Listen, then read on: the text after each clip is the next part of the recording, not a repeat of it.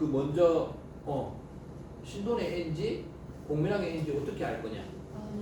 그래서 우왕은 평생 살면서 신돈의 자식이라는 그게 정확하게 몰라요. 진짜 신돈의 자식인지 공민왕의 자식인지. 그러나 그런 이제 의혹을 계속 받았던 거죠. 자, 그런 얘기 제가 수업 중에 자세하게 한 적이 있을 겁니다. 자, 그래서 결국 공민왕의 개혁은 좌절됐다. 그러나 공민왕이 개혁을 한창 하는 동안에 권문세족을 몰아내기 위해서 신진 4대부들을 키웁니다. 그러면서 성리학이 수용됐고 아마 안시성을 가진 사람들은 이쪽이 시종인 사람들이 많을 겁니다.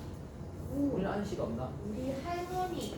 그래서 뭐야? 안양을 모시고 있는 서원이 백운동 서원인데요. 서원은 여러분 그 모시는 유명한 분들이 있습니다. 백운동 서원인데 이 백운동 서원이 오늘날의 이름은 소수서원입니다. 소수서원 그 경북 영주에 있습니다. 영주 안동 이런데 우리 지금 부전역에서 이제 기차 타고 갈 수 있어요. 그 영주에 가면 가장 유명한 게 소수서원과 부석사입니다. 부석사 무량수전 있는 거기 그 영주의 여행 코스로 항상 가는 곳인데 그 소수서원 백운동서 여기가 안양을 모시고 있습니다. 자 그리고 지방의 성리학자들이 계속 성장합니다. 이제 이 성리학이 수용되면서 계속 그 다음에 이제 그 결국은 친원파들 권문세족들과 이제 각을 세우겠죠. 그 권문세족이 갖고 있던 수많은 토지 이런 거 개혁해라. 토지 개혁을 강조하고 불교를 비판합니다. 왜 불교를 비판하냐면 불교 자체가 잘못됐다 이런 것보다도 어떻게 보면 불교가 이때는 이미 하나의 권력층이 되어 있는 거죠. 하나의 권력층이 되어서 온갖 땅과 온갖 잘못된 것들을 다 하고 있었기 때문에 불교가 비판받았습니다. 그 다음에 국자감이 이름이 바뀝니다. 그러니까 성균관은 여러분 보통 조선으로 알고 있지만 사실 정확하게 말하면 고려 말에 성균관이 등장합니다. 이해가시나요? 근데 그걸 뭐 그렇게 따지진 않는데 알고는 있으라고 고려 말에 성균관이 등장합니다. 그리고 유학을 강조하는 거죠. 그러니까 이 세력이 결국 권문세족을 나중에 몰아냅니다.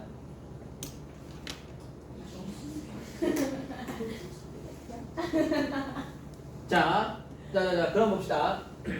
요 부분 좀 보고 갈게요. 자, 요거 하나 봅시다. 자, 고려 전기에는 대표적으로 유명한 불교가 교종 불교였던 의천이 만든 천태종이 있었습니다. 지금도 여러분 우리나라에 대한불교 천태종, 대한불교 조계종 이런 교단이 있습니다. 기독교에 가면 장로교가 있고 감리교가 있고 성결교가 있고 교단이 있듯이 교리를 바라보는 관점 조금씩 다른 교단도 있습니다. 그러면 의천이 만든 천태종은 교리를 강조하는 거였다면 여기 드디어 진울이 등장합니다. 진울. 이 의천을 대각국사 이름이 국사죠. 나라의 스승. 진울은 보조국사 진울. 진울은 선종. 수양을 강조하는 선종. 수양을 강조한다고 해서 교리를 버리는 건 아닙니다, 여러분. 자, 그래서 조계종을 만듭니다. 지금 우리나라에서 가장 큰 종단이 조계종입니다. 대한불교 조계종이 가장 큰 종단입니다.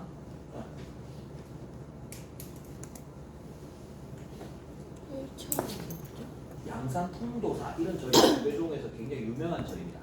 가보셨나요? 통도사. 그다음에 옛날에 법정 스님이가 그 돌아가셨던 거기가 송광사, 순천 전라남도 순천 송광사. 그다음에 합천 해인사 이게 우리나라 삼보사찰입니다. 양산 통도사, 순천 송광사, 그다음에 저기 합천 해인사 이게 불법승이라 해서 불보사찰, 법보사찰, 승보사찰 그래가지고 그러니까 스님들의 어떤 수련하고 이렇게 승보사찰, 송광사고 법보사찰, 부처님 말씀을 가지고 있는 합천 해인사, 그 다음에 불보사찰, 부처님 사례를 모시고 있는 양산 통도사 이런 거. 우리나라 삼보사찰이라고 합니다. 다 남쪽 지방에 있죠. 남쪽 지방에. 자, 그 다음에 봅시다. 삼국유사, 삼국사기와 삼국유사는 우리나라 고대사에 있어서 양대 산맥으로 가장 중요한 책입니다. 우리나라 고대사 연구에 삼국시대를 연구하는 하는 사람들은 반드시 두 권의 책은 필독이고 알아야 돼요. 삼국사기가 김부식이 쓴 정사라면 삼국 유사는 그 사이사이를 메꾸는 아주 귀한 이야기들이 많이 있습니다. 왜냐하면 삼국 사기는 정통 역사이기 때문에 뭐 들리더라 누가 카더라 이런 건 안 써.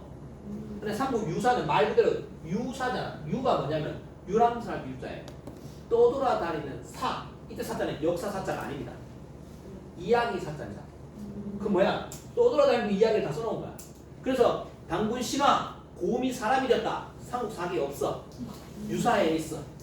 그런 식으로 유교적인 합리적 사관으로 쓴 삼국 사기에는 곰이 사람이 되는 그게 무슨 일어날 수 없는 일이다. 안 써놓은 거야. 그런 것들은 유사에는 있습니다. 자, 일현 스님이 충렬함에 썼다. 그 다음에 금소갈자가 등장했다. 고려 금소갈자 상정고금예라는 책이 있었다. 현재 존재하지 않는다. 근데 있었던 걸 어떻게 아느냐? 다른 책에 적혀있다. 이규보가 쓴 책에 적혀있다. 상정고금예가 그러니까 없어요. 어딘가에 발견될 수도 있는데 아직까지 나오지 않았어. 그리고 현재 존재하는 가장 오래된 금속활자본은 직지심체 요절이다. 자, 직지심체 요절은 충청도 청주이시죠. 충북 청주 흥덕사라는 절에서 지어졌습니다. 그리고 지금도 청주에 가면 흥덕부가 있습니다. 그만큼 이거 우리나라 세계적인 문화유산이죠. 자, 요거는 나중에 훗날 병인양묘할 때 나옵니다. 3학년들은 배워서 알죠? 병인양묘할 때 프랑스 애들이 이거 가지고 가요. 프랑스로 가져갔다가 현재는 돌아왔지만 환수됐지만 대여 형식으로 가져왔습니다. 소유주는 여전히 프랑스. 안주죠, 이 남편들이. 그 다음에 탱화가 뭐냐? 탱화가 뭐냐면 불교 절에 그려져 있는 그림을 말합니다. 절에 부처님을 그려놓은 그림을 탱화라고 합니다. 자, 수월 관음도 관음보살에 대해서 그려놓은 것도 궁금한데, 그러니까 이런 거야. 요즘 여러분 법당이라고 대웅전 있잖아. 절에 가면 그 안에는 들어갈 수 있는 인원이 한계가 있죠. 지금처럼 막 수만 명 못 들어가잖아. 뭐 많이 들어가도 100명, 200명인데 그 안에 공간에만 딱 들어가는데 사람들이 더 많이 왔다. 그럼 어떻게 될까? 밖에서 마당에서 이제 그 뭐라 그러나? 절에 그걸 들어야 될 거 아니야. 그러려면 밖에 사람도 불상을 보고 싶을 거 아니야. 근데 법당 안에만 불상이 딱 앉혀져 있잖아. 그럼 어떻게 하냐면 사람들이 밖에 이렇게 비석 같은 게 세워져 있어요. 그 비석에 기둥 같은 게 있는데 거기에 기둥을 연결해가지고 거기에 큰 우리 옛날 뭐 스크린 같은 이런 거 내리는 스크린 같은 거 있죠. 그런 걸 쫙 거는 겁니다. 거기에 밖에. 그렇게 이제 거기에 크게 이제 부처님 그림 같은 걸 크게 거는 겁니다. 걸고 나서 거기서 이제 법회를 드리는 거죠. 야외에서 쭉 자리 깔고 법회를 드린다. 야단법석. 그 말이 불교 용어입니다. 야단법석이란 말이 야외에서 단을 갖다 놓고 법회를 드리는 자리. 우리 야단법석 그러면 시끄럽잖아 좀. 그런 거. 거기서 나온 얘기. 자, 마지막 요 부분 왕조교체기 봅시다. 왕조교체기. 자, 마지막 왔습니다. 왕조교체기. 자, 신흥 무인들이 성장할 수 있었던 것은 결국은 외구 일본, 그 다음에 홍건적. 여러분 홍건적 출신의 주원장이 명을 건립합니다. 명 앞이 뭐예요? 중국은 송원명청이잖아. 원이잖아. 원이라는 거는 쉽게 말하면 몽골족이 한족을 지배하고 있었잖아. 그럼 한족 입장에서는 지배해서 나가고 싶겠죠. 그러니까 얘들 중에 홍건적, 붉은 수건을 두른 애들이 결국은 몽골한테 싸웠을 거 아니야. 그 중에 하나가 주원장이었습니다. 주원장, 명태조 주원장. 그러니까 홍건적들이 계속 그 몽골하고 싸우다가 고려로 쳐들어온 적도 있었어. 고려 입장에서는 밑으로는 외구, 위에서는 홍건적 쳐들어온 아주 힘든 시기였어, 이때가. 그러니까 근데 이 시기에 최영, 우리가 알고 있는 그 유명한 최영 장군은 요런 이름들 알아놔야 됩니다. 요런 이름들이 가끔 시험에 나옵니다. 최영은 홍산전투, 이성계는 황산전투. 자, 헷갈리시면 안 돼. 최영은 홍산, 이성계는 황산. 최무선 화포를 만들었다. 화포를 만들어서 진포대첩을 했죠. 이런 지명이 나옵니다. 시험에 보기 한 줄로. 그러면서 이런 데 승리하면서 이제 어떤 자기들의 입지가 이제 올라가는 거죠. 자, 근데 이제 신진사대부들도 이제 권문세족이라는 막강한 세력을 이제 몰아내고 본인들이 이제 힘을 가져갈 때쯤 되니까 이제 나눠지. 온건파, 고려를 유지하자, 정몽주.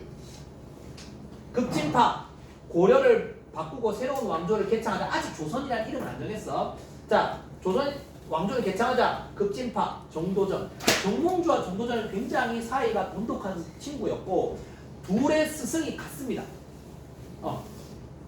둘의 스승이 이색, 목은 이색 같은 그런 분들이었고 이색. 자, 그러니까 스승이 같을 정도로 굉장히 그 돈독한 사이였는데 결국은 고려를 바라보는 인식의 차이가 나타나고 결국 이제 갈라서게 되는 겁니다. 그리고 우리가 알다시피 정도전은 이성계와 함께 새로운 나라를 이제 만들게 되죠. 이때 이성계의 아들이었던 이방원. 이 이방원이 결국 마지막으로 이제 정몽주를 찾아가죠. 그래서 뭐라고 해요, 이방원이?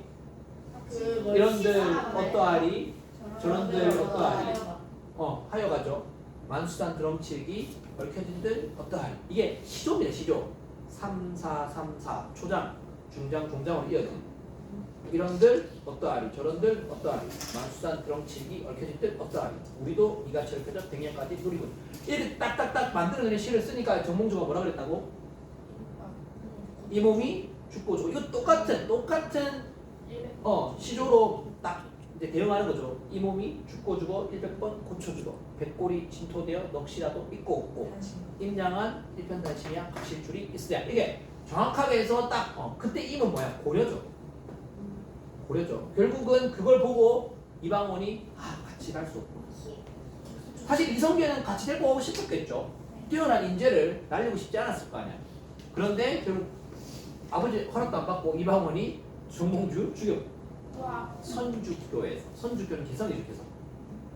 그런 지문이 가끔 나옵니다, 선주교가. 자, 나중에 개성 놀러 가면 선주교랑 가고 싶어요. 진짜 대나무가 있는가? 자, 그래서 결국 1388년에 이성계가 위화도 회군을 한다. 자, 요게 있잖아요. 상황을 한번 보세요. 요게 무슨 상황이냐면 우왕 때입니다. 이게 지금 우왕 때 실권자가 누구냐면 최영입니다. 우왕은 최영을 굉장히 신뢰하고 있었는데 최영이 요동 정벌을 명령합니다. 옛 고구려의 땅을 회복하자 명령을 하는 거야. 근데 이성계는 반대했어. 근데 우왕은 최영의 말을 듣고 가라 하는 거야.